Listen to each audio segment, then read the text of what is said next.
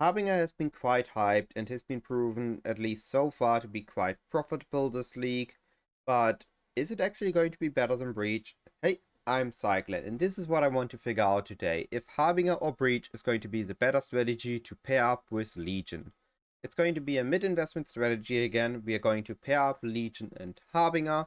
We are still going to look to get 5 resets from our Legion, going to get a ton of Scarabs, ton of stacked decks, and a ton of bubblegum currency, and hopefully also some divine drops. We are going to get Harbinger on top of it, getting fracturing shards, and getting ancient orbs, as ancient orbs are going to be quite a bit more common than fracturing shards. In the way we're going to run our maps are going to be first running all the legions as soon as we find them. We're going to clear the rest of the map, kill the map boss, and then we're going to loot and kill the rest of the harbingers that haven't been killed yet, as some of them do take some time to kill, especially those king harbingers. Our setup is going to be the following. We are going to use Gilded Legion and Gilded Harbinger Scarab and 2 sacrificial fragments to fill out the map device. If you only have a 4-way, normal 4-slot map device, just use 1 sac fragment or quickly run a 4-way Legion or Legion 5-way Legion to unlock the 5-way device. And our sections are going to be an additional Legion, an additional Harbinger which guards the map boss and is going to make all our Harbingers drop more shards, which is proven to be the best way to get fracturing shards. And then getting duplicate Legion splinters and maybe, and optionally getting duplicate Legion splinters and emblems from monsters, which is again about 2/3 more emblems and splinters, which definitely is worth the investment if your build can run it. As for our tree, we're going to keep pretty much the structure of the tree that we just need for Legion, so we're going to take all the Legion nodes, the additional chance, getting the and more additional chance and getting more likely Maracas and Templar Legion, emblematic, additional time to clear the Legion, additional Warhorde, and additional rewards on the Warhordes, chest, and surgeons.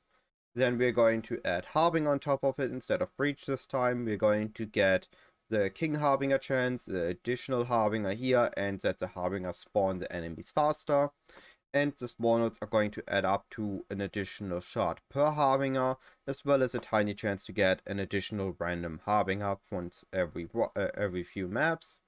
Or well, it isn't guaranteeing, it's like a 20% chance for an additional Harbinger.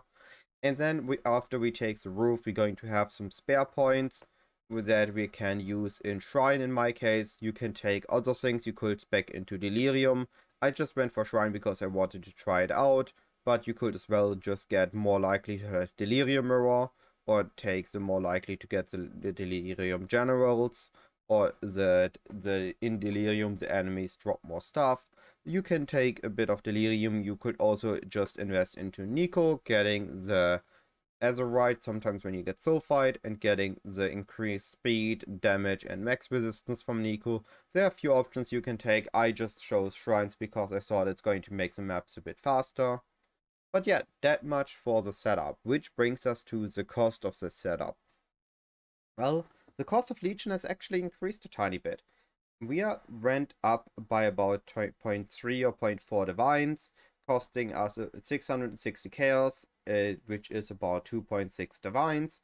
The Scarab went up in bulk by about 1 C, and the Sextet I think went up by 5 chaos. It isn't much, it just is noticeable, especially when you don't have that much currency. And then we have Harbinger, which costs about 1284 chaos, including the map device, the sextant, and the scarab, which is about 5.2 divines, giving us a total cost when we include the map on top of it of 8.91 divines or 46 chaos a map. I think this is still a very reasonable price per map, and I think it's a good it's still on a good investment level, and it shouldn't lose us too much. But losing currency isn't what we're here for. We are looking to get as much currency as possible. We're still having a fun time playing the game, so let's take a look at our profit. Oh. Well, the overall result. I've only took about 5 minutes per map, which I think is a really fast strategy, which always is a good indicator. I took about 4 minutes of map running and then 1 minute of looting and killing the straggling Harbingers. I got exactly 23 5 resets again, which now makes it 2 times in a row with the Legion setup that I got exactly 23 5 resets, which I am pretty happy.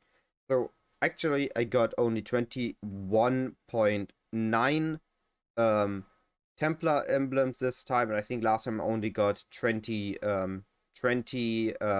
balls, so it is not exactly 23, but if you just sell off the ones you have one more of and buy the ones you have 1 to 2 less of, it's going to even out to 23, and it's going to be about the same value as before. So yeah, 23 5 resets. I got an actual full fracturing orb drop, which is really nice as a profit gain. But I think it's going to be what's going to make Harbinger look inflated, but we get to that in a bit. And I got 13 another fracturing shards, which I think is a more expectable result if you don't get lucky fracturing orb dropped. So overall 33 fracturing shards, which is pretty nice if they are about 40 C per shard. And I got 40 full ancient orbs, and then I got another 4 shards, which I've just ignored. 40 ancient orbs are a pretty even number, and the map sustain I've gotten in those maps has been absorbed. Overall, we had a gain of 24 divines and a profit of 15 divines after we subtracting the cost of this run, which with 5 minutes per map gives us about profit of 939 chaos an hour. Now again, this is of course an average value. You can also sometimes get a bit more, sometimes get a bit less, and it definitely is influenced by the fracturing orb. But overall, 939 chaos is, I think it's a little bit less than 4 divines, should be about 3.8 divines.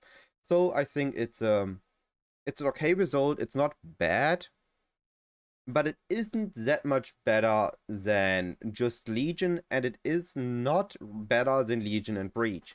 So let's take a closer look at what we got from what. Well, one bad thing is the price of a full 5 reset has dropped from about 80 chaos to 60 chaos, so it definitely is a noticeable loss in our value. Instead of getting 9 divines for 23 5 resets, we only got 6 divines. We got a little bit less divines for our scarab, which wasn't because the scarabs were worth less. We just didn't got as many scarabs dropped this time, so those can fluctuate a bit. But instead, we got a bit more stacked dex drop, getting instead of 2 divines, getting 2.7 divines. So this sets us up with a profit of 8.5 divines from our Legion, which honestly isn't bad. With about 3 divines investment, getting 8.5 divines profit is still a pretty good profit margin. I'm more than happy with this.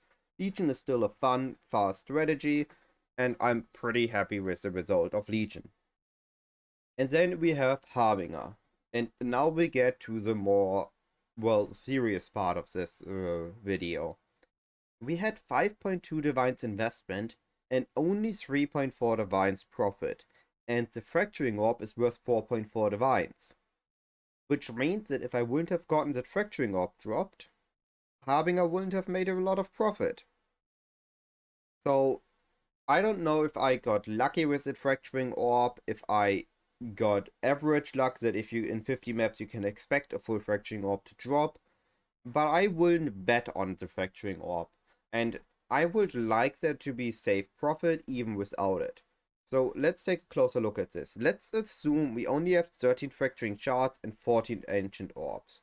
Well, that puts us at 2.4 divines from fracturing shards and 2 divines from the ancient orb, which puts us at 4.4 divines gain, which would still leave us with about 8 divines loss, or 0.8 divines loss.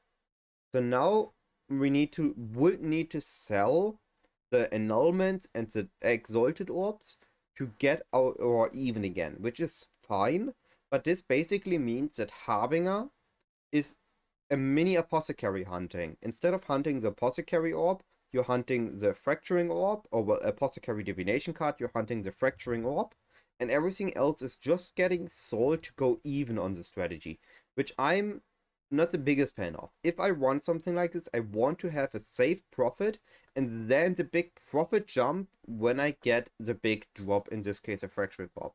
But overall, taking a step back, definitely it sold quickly. The engine orb sold super quickly. The fracturing sold super quickly. The fracturing orb took a tiny moment, but it sold fairly quickly as well. The King Harbingers take some time to kill, but the looting is one big pile of shards, so it's very quick to loot. So overall, running of Harbinger was fine. The maps worked fast. The maps were smooth. It just is the profit that is a bit sad, which brings me to my conclusion. The Harbinger profit is a lot worse than Breach profit, which, by the way, we got 13 divines in profit from Breach and 3 divines in Harbinger. We got 0.4 divines in both, so I'm going to round that down in this case for this comparison.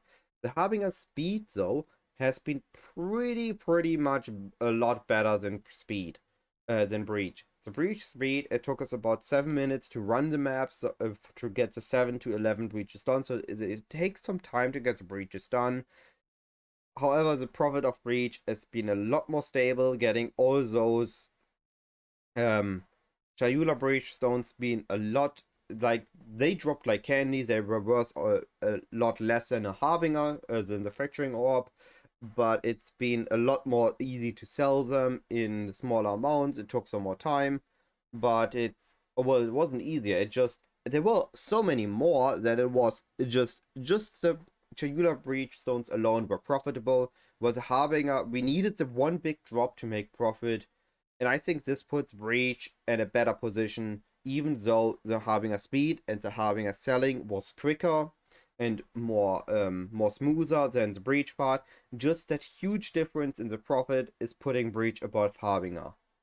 So overall, we made 2.6 divines investment into Legion and got 8.5 divines out.